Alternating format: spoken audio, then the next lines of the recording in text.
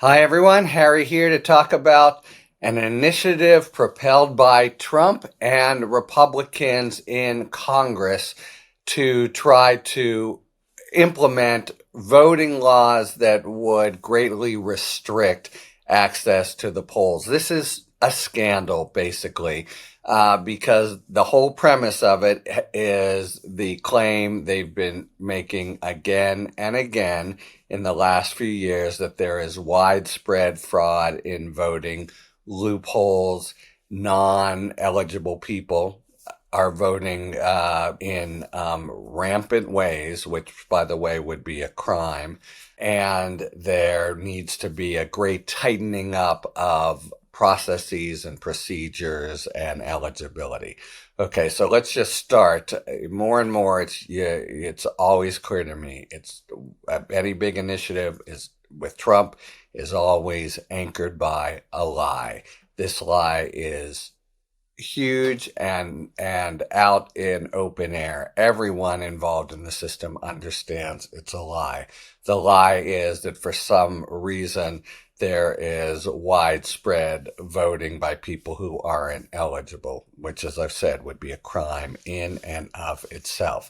Now, this was a convenient premise for them to drum to beat in the last few years in order to try to implement at the state level things that are designed not to deter fraud, but to make it harder for classes of voters to vote who are more likely to vote Democrat. A really good example would be college students. So Republicans have made efforts in different places. Right now, the normal regime is you need a driver's license, maybe the last four digits of your social security number. That's all you need. And that suffices for essentially fraud-free voting. Notice that after all the warnings and doom predictions, nobody has said there was any problem this last election. Now that the Republicans have won, they're very quiet about it.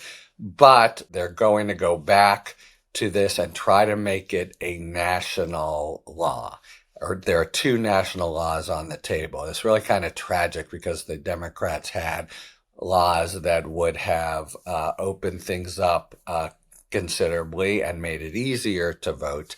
And the Republicans beat it back, and now they're in a position to do their legislation that might make it harder. Of course, they're operating on a razor-thin majority, especially in the House, and they may not be able to keep everybody in there. But that is the notion, a national law. And of course, the ultimate outrage here is what Republicans are saying is we must pass these things. Why?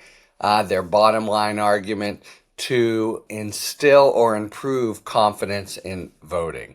Why do we have a problem of confidence in voting? Because Donald Trump almost single-handedly and since 2020 has fanned the flames and alleged just complete whoppers of thousands of people. Think about the aftermath of 2020 itself, with the claim after false claim after crazy false claim in all over the country, but in Georgia in particular. We have people now who would have gone to jail already, but for Trump's victory, and who still might, because they're just telling a series of lies to state officials. Okay, now the notion here would be to try to make a federal law, and would it pass muster constitutionally, because states normally handle these things. But I think there is a record most recently of the last time was motor voter law, in which it has been permissible to impose certain baseline requirements. So while, like everything else in the Trump era, this is going to be challenged if it passes, I don't think we can assume in any event that it's going to be heavy lifting for them. The heavy lifting is going to be at the political level, but they are now coming into the new term with the stars aligned as favorably as they ever could be. looking to do something to, again, twist things in a process way to make it harder for students, to make it harder for legal immigrants because what the dynamic here is that you beat the drums and tell people how dangerous it is and how many people are voting falsely. And even people who are permitted are cowed and think, if I go to vote, will I somehow be deported from this country? There's a provision in one of these bills that if state officials don't enforce these requirements with sufficient vigor, they themselves could be subject to prosecution. It really is just a hammer blow to try to make it harder for, who doesn't have their proof of citizenship or who can't get it together. People who are marginal or even not marginal, young, people who are not completely established in their communities and have been there forever, and it's kind of easy. And also, we know well that if it just requires some extra effort. Oh, you didn't come back tomorrow with your special real ID card.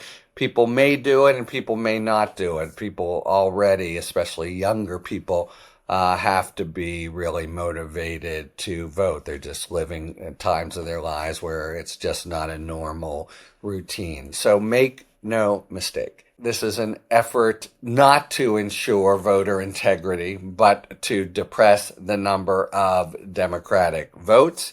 It's all bottomed on a brazen lie that there's widespread fraud, or the lie's cousin, which is we need to improve confidence in elections, confidence being completely eroded only by a repeated series of lies by Trump and Republicans for 4 or 5 years, etc. So this is something that, like the Electoral College, aims to structurally put a thumb on the scale so it's harder for Democrats to vote in their full numbers. And whatever party, it really should be a common goal that as many people vote as possible. But it's not here. And it's really a pernicious effort to load the dice going forward. Talk to you later. Thanks for tuning in. If you enjoyed this video and other Talking Feds content, please take a second to like and subscribe. Talk to you later.